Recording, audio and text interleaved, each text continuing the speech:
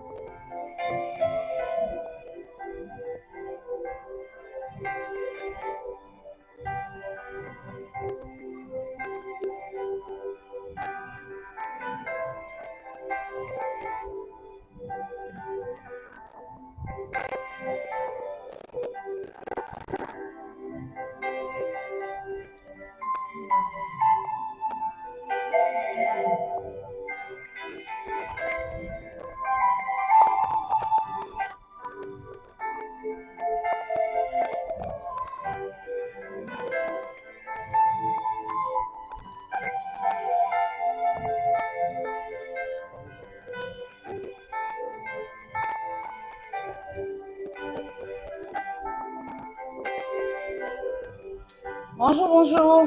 J'espère que vous allez bien. Accordez-moi 2 minutes, le temps pour moi de partager dans les groupes.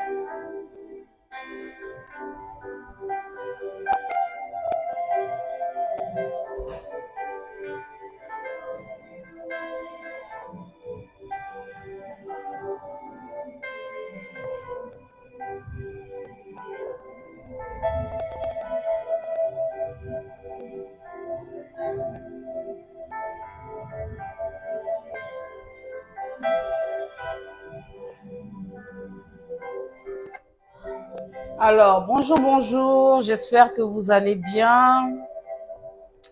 Dites-moi si vous m'entendez pour ceux qui sont là. S'il y a quelqu'un, dites-moi si je suis audible, si le volume n'est pas trop fort. Je vais voir, diminuer.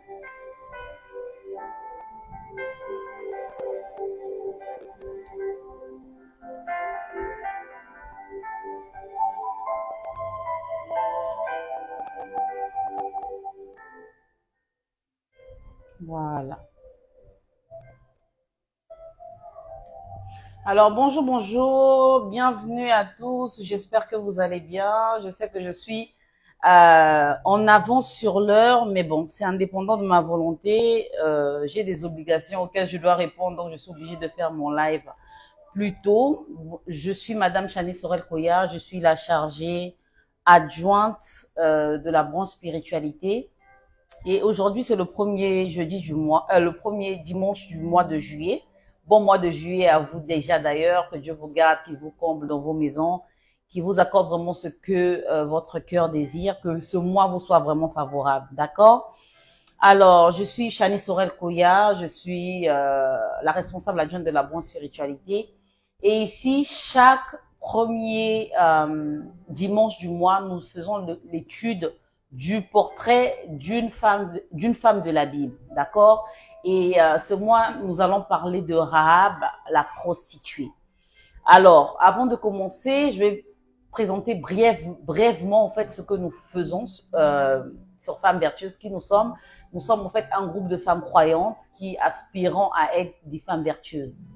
Et il se trouve que nous donnons des enseignements en fait chaque mois sur 6 volets de la femme vertueuse. Nous sommes basés sur le proverbe 31 pour pouvoir vraiment établir cette plateforme de femmes vertueuses et challenger les femmes continuellement sur 6 volets de leur vie pour être vertueuses. Donc, nous enseignons sur l'éducation des enfants, nous enseignons sur la vie de couple, nous enseignons sur l'entretien de soi en tant que femme, nous enseignons sur l'entrepreneuriat, parce qu'une femme vertueuse doit savoir faire doit savoir avoir plusieurs sources de revenus. Nous enseignons sur l'entretien de sa maison, parce que la femme vertueuse savait tenir sa maison. Et nous enseignons également sur la vie spirituelle, parce que la base d'une femme vertueuse, c'est vraiment la vie de prière, d'accord? Alors, avant de commencer, je vais faire une courte prière et ensuite nous allons entamer le sujet du jour. Père éternel, Dieu 3 fois saint, je te loue, je te rends grâce, je te remercie Seigneur pour tous tes bienfaits, de nous avoir gardés, protégés, assistés. Je te remercie pour ce moment Seigneur que nous allons passer dans ta présence, Père éternel. Merci de disposer les cœurs qui vont m'écouter en live ou encore en replay, Père, afin Seigneur de nous aider à tirer le meilleur. Que ton Esprit Saint m'anime, que ton Esprit Saint se révèle à travers moi, au Père, qu'il me parle d'abord à moi-même à travers l'expérience de Rahab et qu'il parle à toutes ces âmes, Seigneur mon Dieu, moi, qui sont liées à cet enseignement au Père éternel et pour qui, Seigneur, tu as permis que cet enseignement ait lieu. Sois loué, sois adoré, Père, aujourd'hui à jamais, au nom puissant de Jésus-Christ, je prie. Amen. Alors, bonjour encore une fois de plus, j'espère que vous allez bien. Donc aujourd'hui, nous allons parler de Rahab. Qui est Rahab? Donc, la Bible déjà, on l'appelle la prostituée. Dites-moi si vous m'écoutez, s'il vous plaît, parce que je n'ai aucun retour. Je vois qu'il y a 2 personnes connectées, je crois. Si vous m'écoutez, n'hésitez pas de me dire si le son en sourdine est trop fort. N'hésitez pas aussi de me dire pour que je puisse diminuer. D'accord? Donc, nous allons nous baser sur le livre de Josué et sur le livre d'Hébreux et de Jacques. Les différents livres qui ont parlé de Rahab. Donc, je vais commencer par Josué 2. Merci de prendre vos Bibles parce que c'est une étude. Je n'ai pas la connaissance infuse, donc du coup, voilà. On apprend en même temps, d'accord? Donc, prenez vos Bibles et on va lire ce qu'il en est de Rahab. Accordez-moi deux secondes. Mon ordinateur est un peu long. Voilà. Ok. Josué 2. Alors, Josué 2, je vais lire rapidement et ensuite je vais expliquer ce que j'ai pu retenir de l'expérience de Rahab.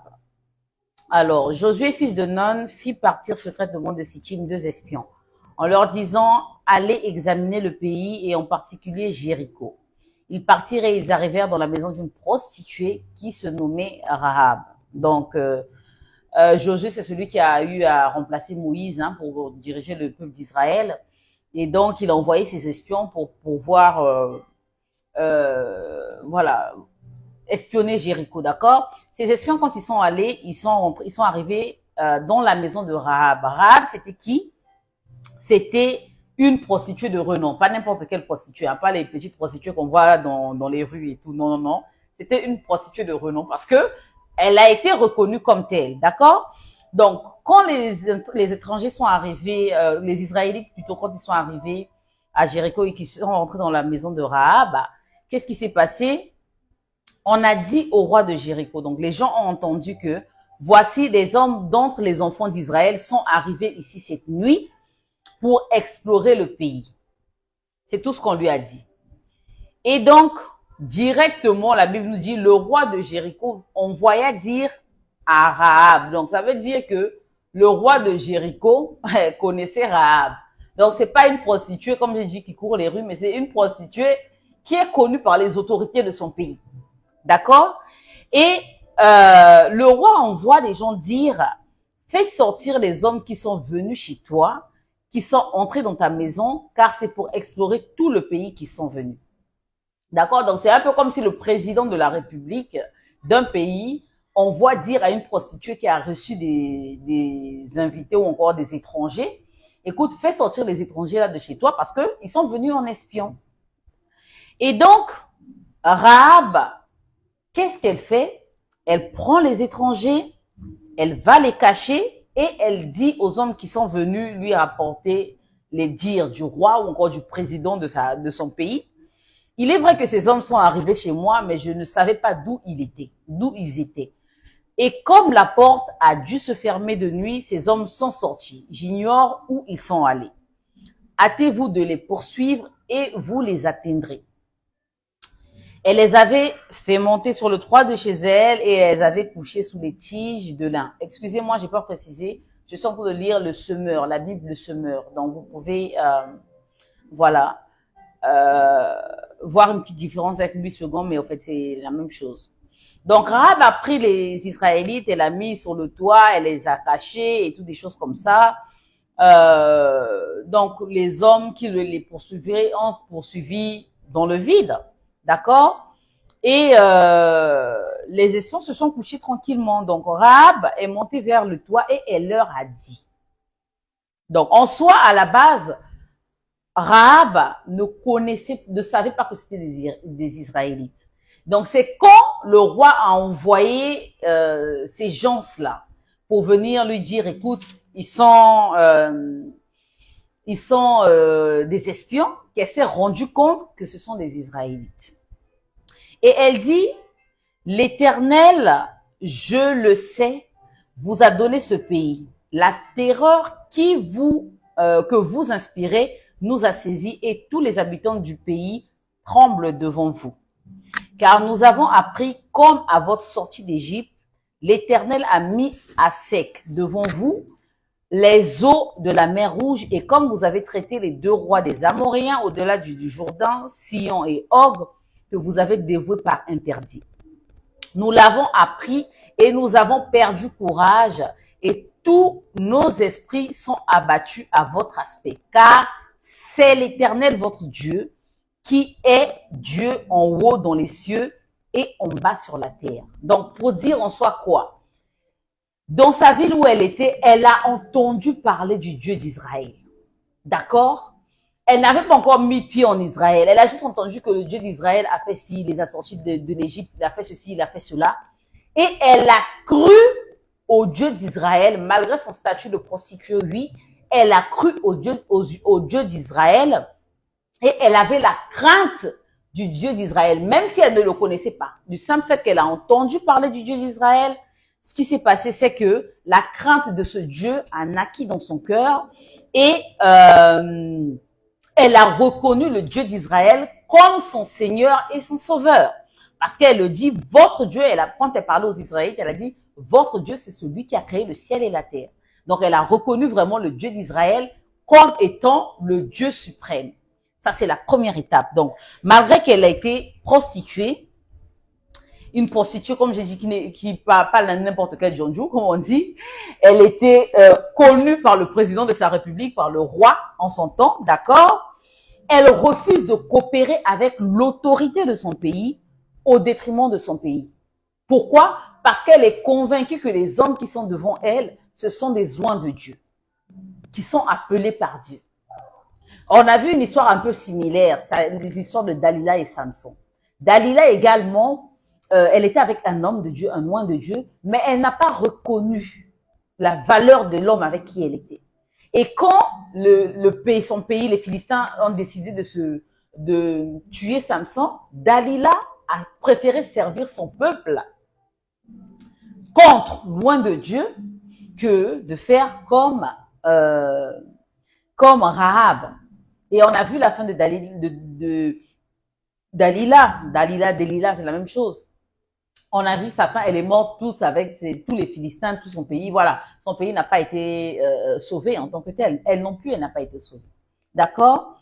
Et donc, Rahab, une autre chose, c'est qu'elle a choisi de protéger les Israélites car elle a cru en leur Dieu. Elle a entendu parler de ce Dieu et avant même qu'elle puisse croiser les gens de ce peuple, elle a cru en leur Dieu, elle a eu la crainte de ce Dieu-là. D'accord? Et qu'est-ce qui se passe? Elle dit au verset 12, « Et maintenant, je vous prie, jurez-moi par l'Éternel que vous aurez pour la maison de mon Père la même bonté que j'ai eue pour vous.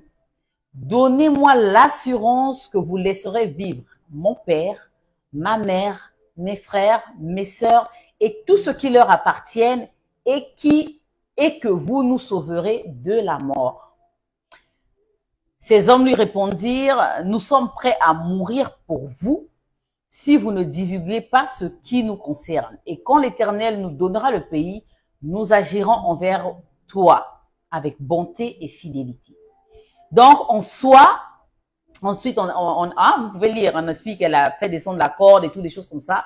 Elle s'est entendue avec eux, elle les a montré le chemin pour ne pas qu'ils puissent être attachés, retrouver et tous des trucs. Bref. Donc, on voit au fait que quand elle ne s'est pas contentée de recevoir seulement les hommes de Dieu à leur juste valeur, mais elle a profité pour tisser une alliance avec ces hommes de Dieu. Une alliance qui lui a permis de sauver sa famille et toute sa lignée. Ok? Parce que comme la parole de Dieu le dit, crois seulement au Seigneur Jésus-Christ et tu seras sauvé toi et ta famille. On a souvent tendance à se dire que le salut est personnel. Donc même si tu vois ton père aller à gauche, même si tu vois ton frère s'embourber, même si tu vois ta sœur mener une vie qui n'honore pas Dieu ou quoi, tu n'as pas de compassion. Ça, ce n'est pas digne d'un enfant de Dieu. Ok? Quand tu as la grâce de recevoir Jésus-Christ ou quand tu as la grâce de recevoir Dieu, si je peux le dire comme ça, quand tu as la grâce d'apprendre la bonne nouvelle, de connaître la parole de Dieu, il faudrait que tu puisses faire profiter cette grâce-là à ta famille. D'accord? Tu dois être la lumière d'abord de ta famille. Ça a été le cas de Rahab. Ça a été le cas de Rahab. Elle a reçu des hommes de Dieu. Elle a tissé une alliance. Elle pouvait tisser une alliance simplement avec eux, la concernant elle et sa maison. Mais elle a pensé à tous ceux qu'elle aimait. Et ça m'a touchée parce que c'est ce qui nous manque. Parfois même en tant que chrétiens, on peut le voir. Nous sommes les premiers à rejeter nos semblables dès qu'ils tombent, dès qu'ils ne sont pas, selon nous saints, ils ne se comportent pas bien. Nous sommes les premiers à jeter les premières pierres et tout. Mais Rahab, elle n'a pas regardé aux défauts de son père, elle n'a pas regardé aux défauts de sa mère, elle n'a pas regardé aux défauts de ses frères ou aux femmes de ses frères, non. Elle a souhaité que tous, autant qu'ils étaient, ils soient également épargnés. D'accord?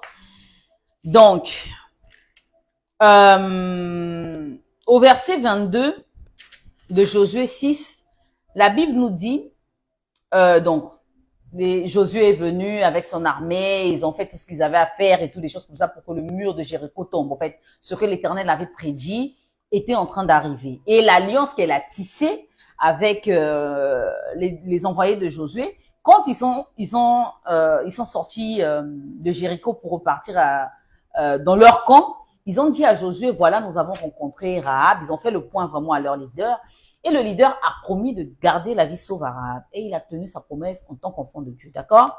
Donc, au verset 22, Josué dit aux deux hommes qui avaient exploré le pays, entrez dans la maison de la femme prostituée et faites-en sortir cette femme et tout ce qui lui appartiennent comme vous le lui avez juré. Les jeunes gens, les espions, entrèrent et firent sortir Rahab, son père, sa mère, ses frères et tout ce qui lui appartenait. Ils firent sortir tous les gens de sa famille et ils les déposèrent hors du camp d'Israël. Donc, ils ont tenu promesse l'alliance qu'elle a tissée avec eux a été favorable vraiment pour sa famille. Et au verset 25, Josué dit, non, la Bible nous dit, Josué laissa la vie à Rahab, la prostituée, à la maison de son père et à tous ceux qui lui appartenaient. Elle a habité au milieu d'Israël jusqu'à ce jour, et parce qu'elle avait caché les messagers de Josué, que Josué avait envoyés pour explorer Jéricho. D'accord? Donc, à cause de son action, à cause de l'alliance qu'elle a tissée, elle a réussi à sortir sa famille de la malédiction. Et ça, malgré qu'elle-même, elle était pécheresse. C'est pour ça qu'il ne faut pas en soi,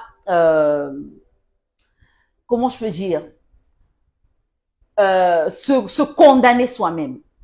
Si tu as cru en Dieu, si tu sais que le Dieu en qui tu crois, c'est le Dieu qui a créé le ciel et la terre, il faudrait que tu puisses faire attention à deux choses, peu importe la vie que tu mènes, d'accord? Il faudrait que tu puisses faire attention à deux opportunités ou encore à deux choses qui sont très importantes. Bonjour maman Vanessa, j'espère que tu vas bien. Il faudrait que tu puisses faire attention à, quand tu te dis croyant bien sûr, avec qui tu tisses des alliances.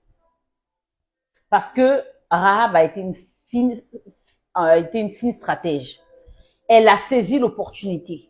Quand elle s'est rendue compte qu'elle était en face des gens dont parlaient peut-être les livres de l'époque, pour ne pas dire déjà la Bible, quand elle s'est rendue compte qu'elle était en face du peuple de Dieu, des gens issus du peuple de Dieu, elle en a profité. D'accord? Elle en a profité pour sauver toute sa famille. Donc, en soi, en tant que femme vertueuse, il faudrait savoir avec qui on tisse des alliances. D'accord? Ce n'est pas avec tout le monde. Quand tu es une femme vertueuse, il faudrait savoir vraiment avec qui tu tisses des alliances, avec qui tu te rapproches, qui tu écoutes, en qui tu crois. Tu dois savoir toutes ces choses-là. Et quand tu as une opportunité, comme on dit, la Bible dit, je sais plus c'est dans quel passage, quand tu reçois un prophète en qualité de prophète, tu reçois la récompense qui t'est due au fait. Et ça a été le cas de Rahab. Elle a reçu ces hommes en qualité d'homme de Dieu et elle a pu bénéficier de la bénédiction qui était liée. Il se fait au fait aussi que de nos jours, il y a beaucoup de faux hommes de Dieu. Voilà, ce qui fait en sorte que les femmes deviennent de plus en plus craintives concernant les hommes de Dieu. Les femmes deviennent de moins en moins bienveillantes, elles deviennent de moins en moins hospitalières par rapport à tout ce qui se passe, tout ce qui se dit, voilà, tout ce qu'on voit journalièrement. Mais en tant que femme, tu dois savoir reconnaître ceux qui sont du vrai et ceux qui sont du faux. D'accord? Parce que Rahab, elle a reconnu, je ne sais pas comment, sur base de quoi, mais elle a reconnu, selon ses dires, que c'était des enfants de Dieu, que c'était des envoyés de Dieu. Et quand elle a reconnu cela, que leur Dieu était le Dieu créateur, le Dieu du ciel et de la terre, elle les a reçus comme il se devait. Ce qu'elle a pu faire pour qu'ils puissent avoir la vie sauve, elle l'a fait. Et cette alliance lui a prévalu plutôt la faveur de Dieu. Ok? Elle n'était pas sainte, mais jusqu'à ce jour, elle et tous ses descendants se trouvent en Israël. Pourquoi? Parce qu'elle a choisi la bonne part. Donc, en tant que femme, je viens exhorter une femme ici, fais attention avec qui tu tisses des alliances. Fais attention et il faut savoir vraiment savoir choisir avec qui tu tisses des alliances. C'est très important. Et la deuxième chose que j'ai retenue de la vie de Rahab, c'est que il faudrait joindre l'acte à la foi. Parce qu'elle avait déjà entendu parler. D'accord? Elle avait déjà entendu parler de ces gens. Elle avait déjà une foi qui était née, qui avait grandi. OK? Mais, malgré, à sa foi, au fait, elle Elle a ajouté l'acte. Parce qu'on se dit souvent, chrétienne, oui, on a la foi en Dieu, on a la foi, on parle de Dieu, on fait ceci, on fait cela. Mais quand on voit la foi qu'on proclame et quand on voit nos actes, on se dit, mais celle-là, en quoi elle est chrétienne? En quoi elle est chrétienne? Elle chante chaque dimanche à l'église, mais c'est elle qui sort avec Marie des gens. Elle prêche chaque dimanche à l'église, mais c'est elle qui va dans les bars et dans les boîtes. Quels sont les actes que tu poses? Au-delà de la foi que tu proclames, quels sont les actes que tu poses? Tu dis que tu as la foi en Dieu en tant que femme. Voilà, que tu crois en Dieu et c'est toi qui insultes les gens. Tu fais tout le temps en train d'insulter. Partout où il y a des gens qui se moquent des gens, tu es là-bas. Partout où il y a des gens qui médisent, tu es là-bas. Partout où il y a des gens qui, voilà, qui complotent, tu es là-bas. Quels sont les actes que tu poses? Parce que dans Hébreu, attendez un instant, même dans Jacques 2, au verset 25, la Bible nous fait comprendre que grâce à ses actes, elle a été déclarée juste.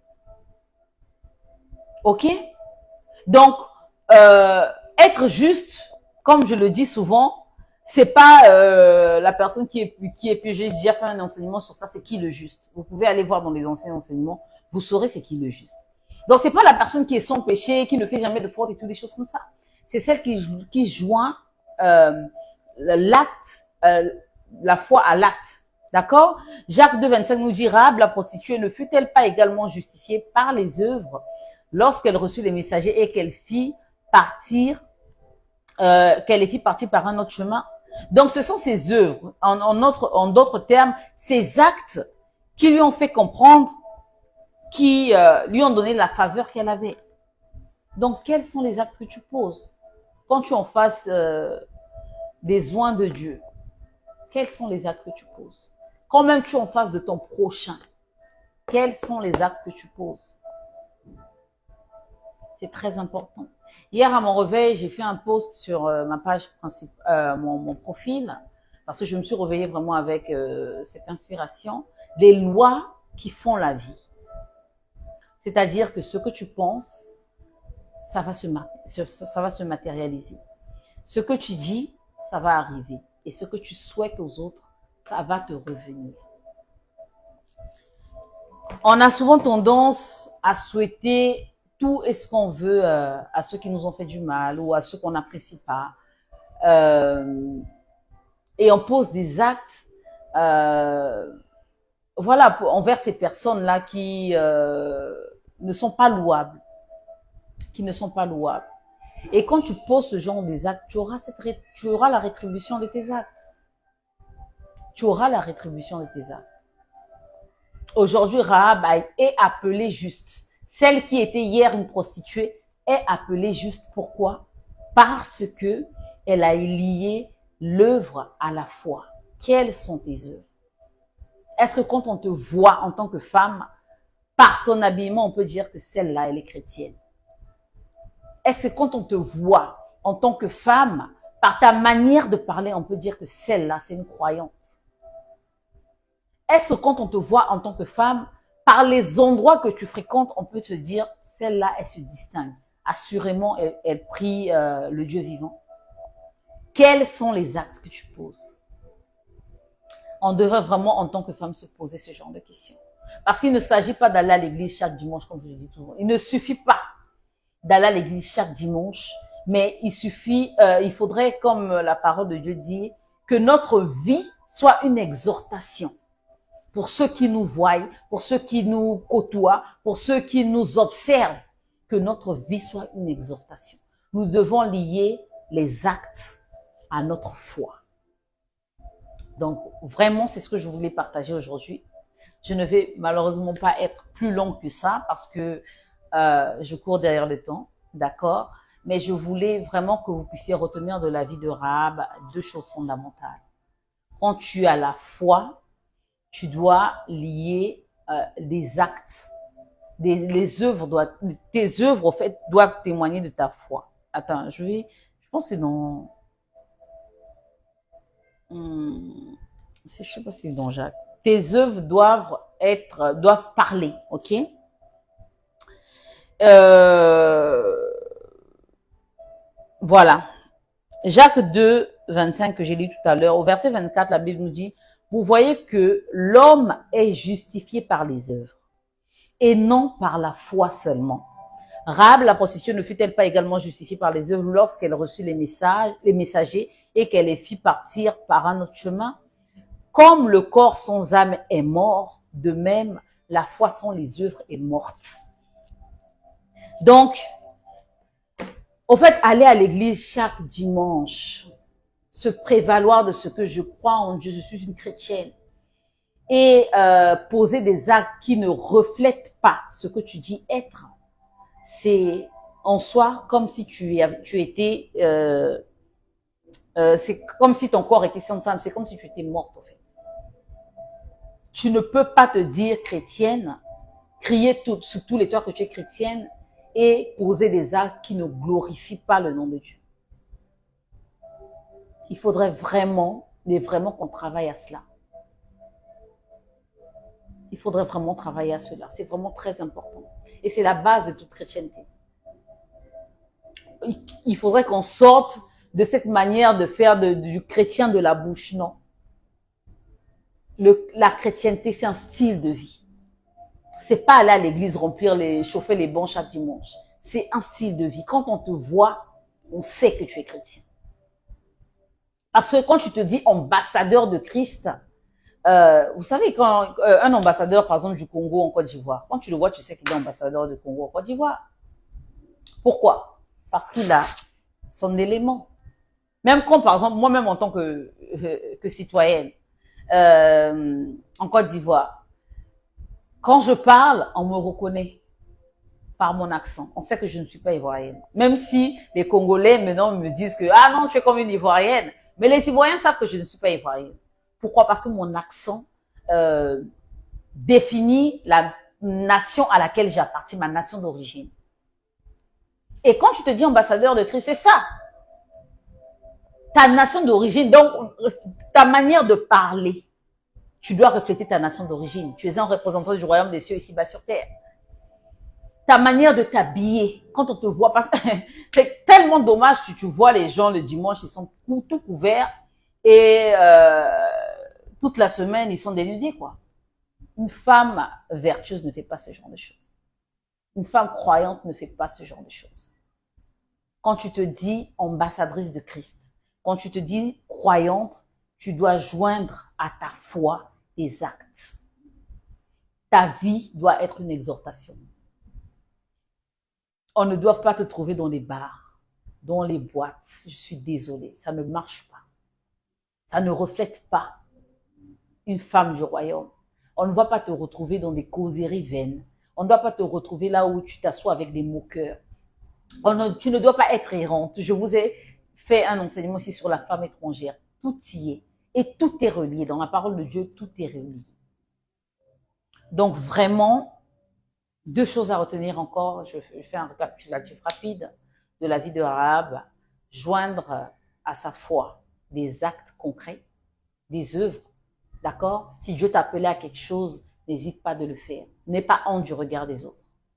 Pense, pose des œuvres pour témoigner de ta foi. Assiste la veuve, assiste les orphelins, assiste le lévite, assiste l'étranger. Fais ce que tu peux. Sois charitable, sois généreuse, sois hospitalière, sois bienveillante comme Rahab, sois plein de bonté comme Rahab. D'accord? Et deuxièmement, fais attention à qui tu tisses des alliances. Tu peux passer à côté des alliances qui vont t'ouvrir les chemins de ta destinée. Pourquoi? Parce que tu te méfies de tout le monde. Non, il faut avoir de l'œil, il faut être observateur. Et pour pouvoir distinguer des vrais serviteurs, des faux serviteurs de Dieu, il faut avoir un discernement pointu. Tu peux ne pas connaître véritablement la parole de Dieu, mais il y a des signes qui ne trompent pas. Et en tant que femme vertueuse, tu dois connaître ces signes-là. Donc voilà ce que je voulais partager aujourd'hui. Je ne sais pas s'il y a des questions. Euh, je ne sais pas s'il y a des questions. S'il y a des questions, en tout cas, n'hésitez pas. Voilà ce que l'Éternel m'a permis de comprendre de la vie de Rahab. Vraiment, sachant faire la part des choses en tant que femme. Apprenons à tirer des leçons de la vie de Rahab pour pouvoir avoir de la faveur. Apprenons à faire attention à qui on s'allie. On ne s'allie pas n'importe qui. D'accord? Dalila, elle s'est alliée aux Philistins. Elle a trouvé la mort. Ok? Rahab, malgré qu'elle était une prostituée, qu'elle appartenait à un peuple haï par l'Éternel, elle a été sauvée. Simplement parce qu'elle a su tisser une alliance. Elle a su tisser la bonne alliance.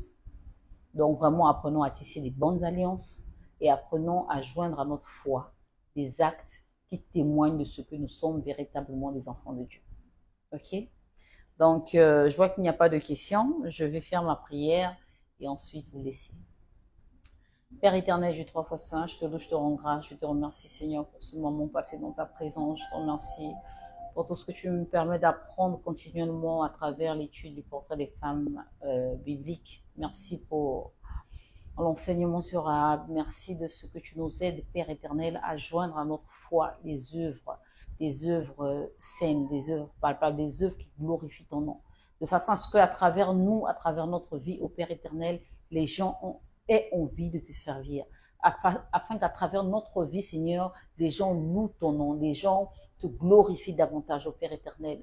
Que nous ne soyons pas des pots d'échappement pour les autres, de façon à ce qu'on puisse dire, ah, mais elle est chrétienne, elle fait aussi ça, donc je peux faire. Non, Père, et parle-nous de cela. Donne-nous d'être toujours des exemples et de toujours marcher dans ta voie, au Père éternel, afin qu'à travers nous, ton nom soit glorifié. Merci pour tout ce que tu fais. Grave sur la table de nos cœurs ces paroles. Sois loué, sois adoré, Père, aujourd'hui à jamais, en nom puissant de Jésus-Christ, j'ai prié. Amen. Donc vraiment, merci à tous. Merci de m'avoir suivi. Maman Véronique, oui, tu as été en retard. J'espère que tu pourras suivre en replay cet enseignement qui, je pense, pourra bénir plus d'une. Donc, apprenons vraiment de l'exemple de Rahab, de ce qu'elle a fait, de son expérience, de sa foi, de sa bienveillance, de sa bonté, de son intelligence également, parce qu'elle a su saisir l'occasion au bon moment, et de l'amour qu'elle a pour sa famille. Voilà, soyons des femmes qui cultivons l'amour pour nos familles. Notre salut à nous seuls ne suffit pas, d'accord? Pensons au salut de nos enfants, pensons au salut de nos papas, de nos mamans, de nos frères, de nos sœurs. Même s'ils vivent des vies qui ne glorifient pas Dieu, fléchissant les genoux et ayant toujours une pensée pour les membres de notre famille. Parce que la parole de Dieu nous dit, crois seulement au Seigneur Jésus-Christ et tu seras sauvé, toi et ta famille. Si la famille n'avait pas d'importance, il ne nous aurait pas dit cette phrase-là. Donc, ayant un cœur d'amour comme Rahab envers les membres de nos familles, prions pour eux, intercédons pour eux, afin que l'Éternel leur fasse grâce, comme il nous a fait grâce de connaître sa parole et de l'appliquer. D'accord? Allez, portez-vous bien et à la prochaine. Bye.